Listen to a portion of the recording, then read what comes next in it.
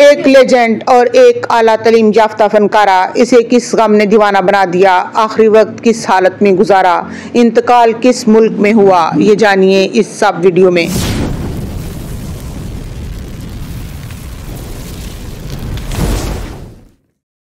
روحی بانو 10 اگست 1951 کو کراچی میں پیدا ہوئی۔ یہ خاندان تقسیم برصغیر سے پہلے ہی شعبہ فن سے وابستہ تھا۔ والد برصغیر کے صف اول کے طبلہ نواز ماسٹر اللہ رکھا تھے۔ روحی بانو استاد ذاکر حسین کی سوتیلی بہن تھی۔ قیام پاکستان کے بعد یہ خاندان پاکستان آ کر آباد ہو گیا۔ روحی بانو نے بھری جوانی میں انڈسٹری میں قدم رکھا۔ گورنمنٹ کالج لاہور سے سائیکالوجی میں ماسٹرز کیا۔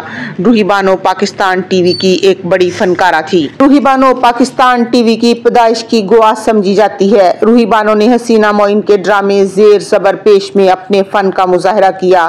یہ ڈرامہ 1974 میں ریلیز ہوا، مگر اس سے پہلے روحی بانو ڈرامہ دستک نہ دو کا بھی حصہ رہی، مگر اس ڈرامے میں روحی بانو کا کردار ثانوی سا تھا۔ پھر ڈرامہ دروازہ، کرن کہانی اور زرد گلاب، یہ وہ ڈرامے تھے جو روحی بانو کی پہچان بنے۔ تقریباً 150 ڈراموں میں کام کیا۔ ٹی وی کے ساتھ ساتھ 1975 میں فلموں میں بھی قدم رکھا اور محمد علی کی ہیروئن بھی بنی۔ روحی بانو کی پہلی فلم کا نام امنگ تھا۔ تقریباً 2 درجن فلموں میں روحی بانو نے اپنے فن کا مظاہرہ کیا۔ روحی بانو ایک بڑی ایکٹریس تھی۔ اگر بات کی جائے اس کی ذاتی زندگی کی تو روحی بانو نے 2 بار شادی کی، مگر دونوں بار شادی کامیابی سے نہ چل سکی۔ دوسرے شوہر سے ایک بیٹا پیدا ہوا جس کا نام علی رکھا۔ اس کا بیٹا اور اس کی ماں اس کی کل کائنات تھی۔ 2005 میں روحی بانو کی زندگی کی مشکلات اس وقت اور بڑھ گئیں جب اس کی والدہ کا اچانک انتقال ہو گیا۔ ماں کی اچانک موت نے روحی بانو کو بہت بڑا صدمہ دیا۔ روحی ایک بہت بڑی فنکارہ تھی۔ اس نے بہت دولت کمائی۔ اس نے لاہور کے ایک بڑے پوش علاقے میں اپنے لیے ایک کنال کا گھر بنا رکھا تھا۔ پھر 7 نومبر 2005 کو ایک ایسا حادثہ پیش آیا۔ یہ حادثہ اس قدر بھیانک اور شدید تھا جس نے روحی کے ذہنی توازن کو مفلوج کر دیا۔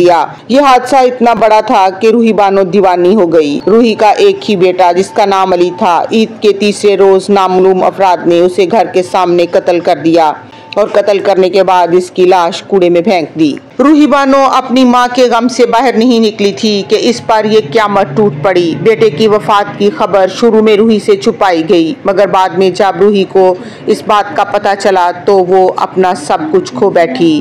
اس نے خود کو بھلا دیا اور لاہور کی سڑکوں پر دیوانہ وار ماری ماری پھرنے لگی اپنے بیٹے کی تلاش میں۔ 2006 سے لے کر 2013 تک کسی کو یہ پتہ نہیں تھا کہ روحی کہاں ہے۔ کروڑوں کی مالیت کا گھر ہونے کے باوجود روحی سڑکوں پر ماری ماری پھرتی رہی اور بھیک مانگ کر گزارا کرتی رہی۔ 2015 میں روحی بانو پر قاتلانہ حملہ کیا گیا مگر وہ بچ گئی۔ اس پر قاتلانہ حملے کا مقصد روحی کی پراپرٹی پر قبضہ کرنا تھا۔ پھر 3 جنوری 2019 کو اچانک خبر آئی کہ روحی بانو ہسپتال میں وینٹیلیٹر پر ہے۔ کون سا ہسپتال تھا؟ وہ استنبول کا ہسپتال تھا۔ روحی بانو کی بہن اس کے ساتھ تھی۔ اس کا علاج جاری تھا۔ کہا جاتا ہے کہ اس کے گردے فیل ہو چکے تھے اور اسی بیماری میں وہ انتقال کر گئی اور اسے استنبول میں ہی دفن کر دیا گیا۔ اور اس طرح ایک بڑی فنکارہ اور ایک بڑا نام ہم سے جدا ہو گیا۔ Thanks for watching.